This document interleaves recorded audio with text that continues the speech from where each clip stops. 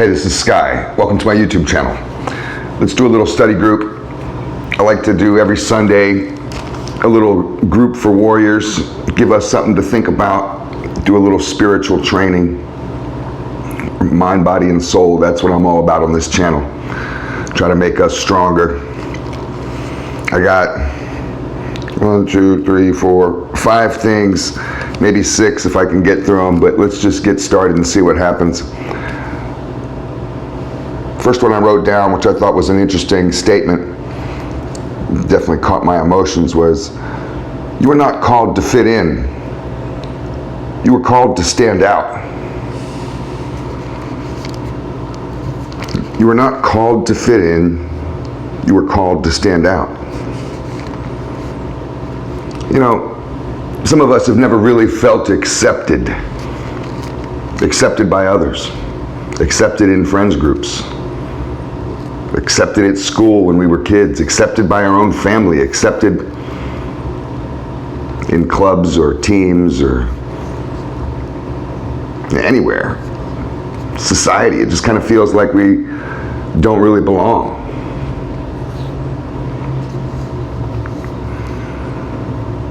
A lot of us spend a lot of time, I know I can speak for myself, I've spent a lot of time trying to figure out how to be liked by others, and how to be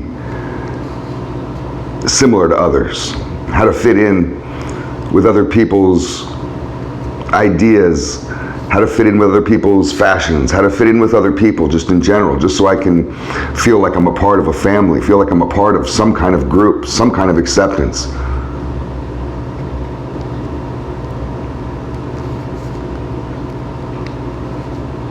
You know, I mean, not everybody is a sheep. You can't look down on the sheep. People use that as like an insult. You don't want to insult the sheep. There's a role for everybody on this planet. The wolves need sheep. The sheep herder needs sheep. The people who use the sheep's wool for warmth need the sheep. But not everyone's a sheep. Some people stand out, some people are more individuals. They walk this path more solitary, like the wolf. And all your quirks and your weird things about you and the things that you've been hiding and trying to change, that's your creativity, that's who you are. Stop trying to fit in.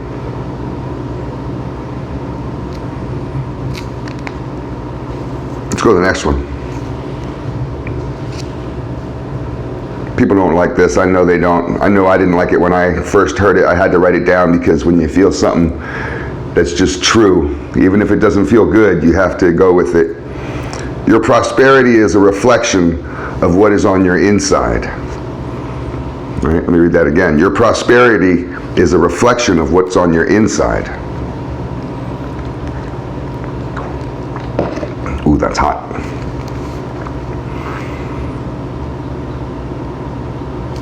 People need to understand what prosperity is. Because when I first read that or heard it, I had to write it down, I thought, well, what are they saying? That only rich people are happy? Is that what that implies? Because I've met lots of rich people and there's plenty of them that aren't happy. But prosperity isn't wealth. I mean, it just depends on what you look at as prosperity, but wealth isn't a prerequisite of prosperity. You can live a rather humble lifestyle, rather simple lifestyle, whatever that means to you, and be prosperous. Because prosperity is really getting to a point of survival where you don't feel like you're struggling as hard anymore. You're able to meet your needs and to take care of the people around you, and you're comfortable in it. You feel good about it. There's lots of people that feel really good about where they are at in this world without having to fantasize about, you know, rocket cars and gold mansions and things like that. So I just wanted to dispel that idea of prosperity, only because that's where I went with it, and maybe somebody else thought that also. Your surroundings are truly a reflection of your inside. How messy your house is a reflection of how messy your brain is, messy your mind is, your thoughts. You may be full of anxiety. Go look at your room. Even the neighborhood you live in, you're a reflection of your mentality, a reflection of your self-worth. It's kind of what it was for me. Once I got a higher self-worth, I struggled against those waves as hard as I could to get out of those waters. I fought, but it took me a long time to learn how to get that fight in me.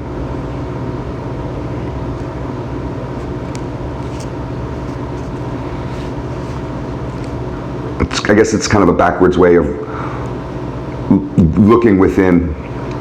You can look without, have this healthy dissatisfaction, and then in order to better yourself, to better your surroundings, you go within. As you become stronger within, your surroundings become better without. It's this circle. Let's go to the next one. This one's hard. Ugh. Whoever can disrupt your peace is your master. Whoever can disrupt your peace is your master.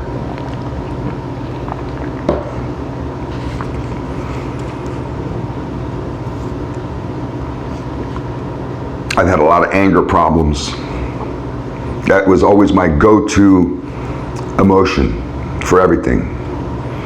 And the more you use that pathway, it could be for you sorrow, it could be for, shame, but whatever you're using the most is strengthening, and that becomes your default mode for life.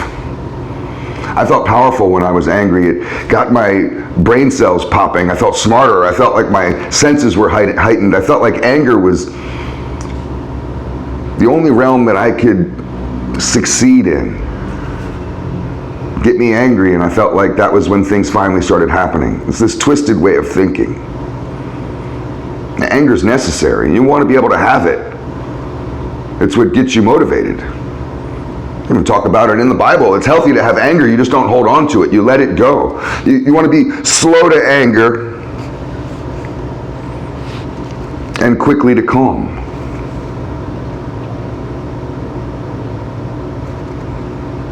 So whoever can elicit emotions from you is ruling you. You've given up that power willingly, though. You can't shake your fist at them. You can only look in the mirror and shake your fist because you've given up that power, because ultimately, the only person that can make you happy or sad, the only person that can cause your emotions to rise or fall or go in any direction is you. So when someone walks in the room and you feel like, fuck that motherfucker, or whatever, maybe they make you feel self-conscious about we have attachments to people, emotional attachments to people, negativity, that when left unchecked, when left unaddressed, when it's not dealt with, that can be brought out in us. You have enemies. You talk about forgiving your enemies. It's such an incredibly hard thing to understand for some people. Say, oh, I'll forgive that motherfucker when he pays me the money he owes me. You miss the whole point of forgiveness. You have to forgive so you can move on. You have to be able to be the master of your own emotions. You can't let other people fuck with you, to fuck up your whole game like that. Let's go to the next one. Don't fuel your history while starving your destiny. I wrote that down because I thought it sounded good. Don't fuel your history while starving your destiny. So a lot of people are really focused on the past. You have to be able to let things go. Water under the bridge. Be able to let go of the past. People, myself included, I've been so focused on the past in my life and how I've fucked up that I started to go nowhere with my future. Any kind of goals that I had weren't being reached. I felt like I was just deteriorating. I was stuck on the side of the path of life. sitting there looking back the whole time. There's still so much further to go. So much more excitement to be had. But all I could do is sit there and stare at the shit that I had already gone through. You have to be able to let that go so you can move forward.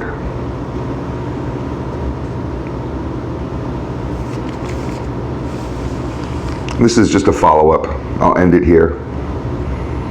You want to let go of everything that stands between you and your destiny.